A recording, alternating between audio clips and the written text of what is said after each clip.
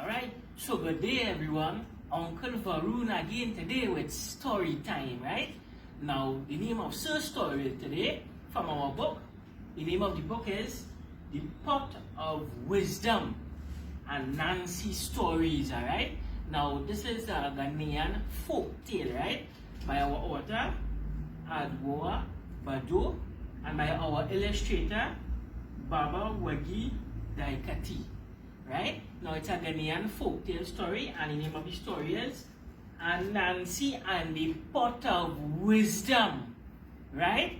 Now Ananse and the Pot of Wisdom is a Ghanaian folktale story, right? So let's go.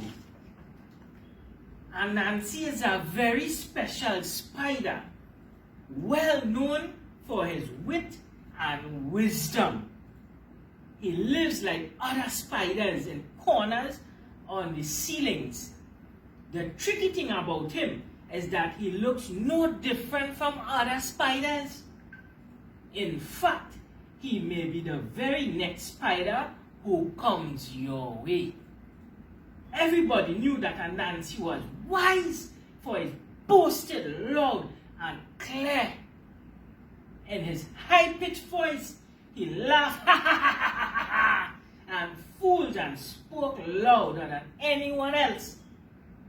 One very sunny day, Sky God called Ananse up to the skies to have a chat.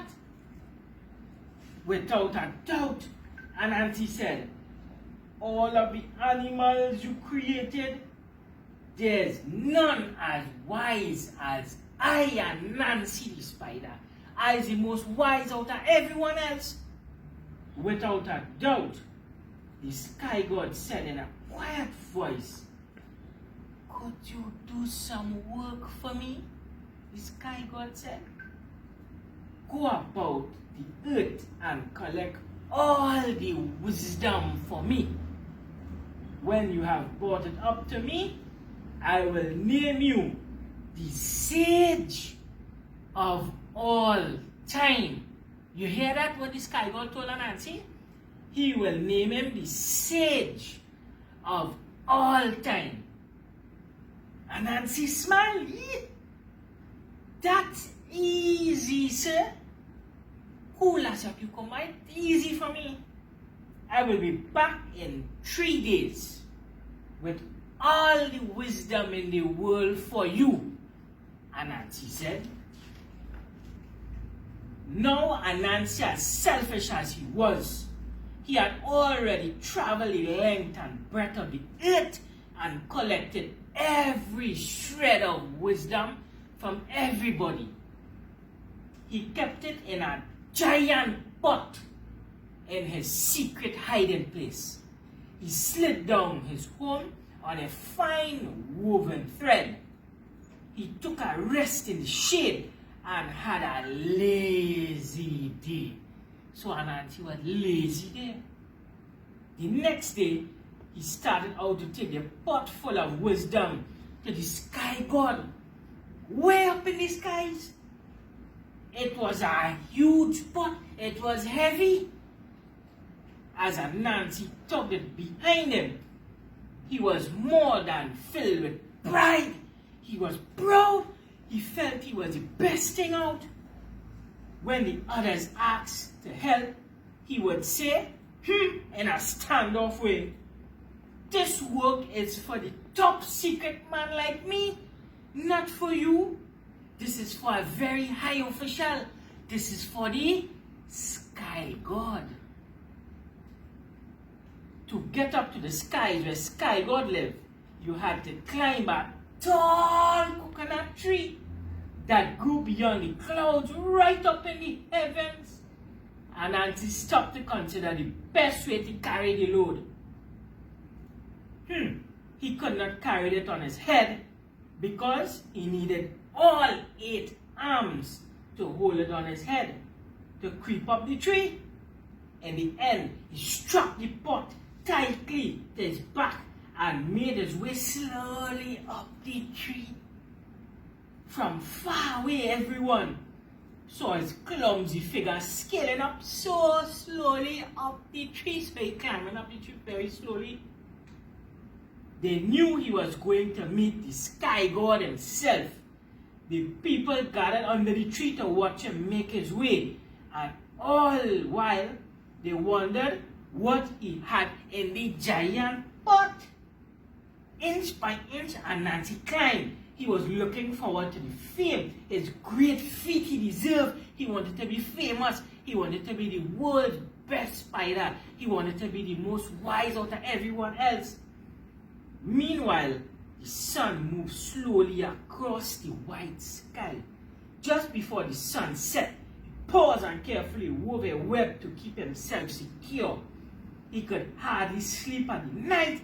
He was so excited. At daybreak, Ananse woke up and continued his climb. A greater crowd gathered below, waving and chanting, "Hey, Ananse!" He pressed on, never mind his aching muscles. He had an appointment in heaven. He wanted to go straight to heaven. As he was going to make it there, higher and higher, Ananse had kept the pace until the light of the moon reminded him to take a rest. Then that night, he dreamed he wore a crown by the sky god himself. He dreamt that the sky god gave him a crown, and in it written, "The Sage of all time." Another day passed, and very tired, Ananse was near the end of his journey. Below, the crowd let out a cheer. "Hey, Ananse! We are waiting for you." It was a great moment for Ananse, and as pride filled his chest, he raised his arm in a victory wave. "Yes, I will be back." It was a shocking moment when all of a sudden, Badoe! Bam! He fell straight down, plunging down to earth. He hit the ground with a bang, bang! And the pot broke into 1,000,000 pieces. Wisdom scattered left or right to the very ends of the earth. Ananse lay there in a heap, sobbing his head. "Oh gosh, oh God. Oh, this thing fell out." What he had worked so hard to collect, and now out of his grasp. Now everyone and every fool had a bit of wisdom. He could not claim that all the wisdom was his own alone. The sky god whispered into his ear, "Ananse, I gave you 8 arms. If you really had all the wisdom in the world, you would have not waved them all." The end. Right? So, the moral of this story today is that never you feel you are most wise and you have all the wisdom in the world, because it will be taken away from you. Alright? So, that's it for story time for today. And check out the Sangre Grande Public Library Facebook page for more details.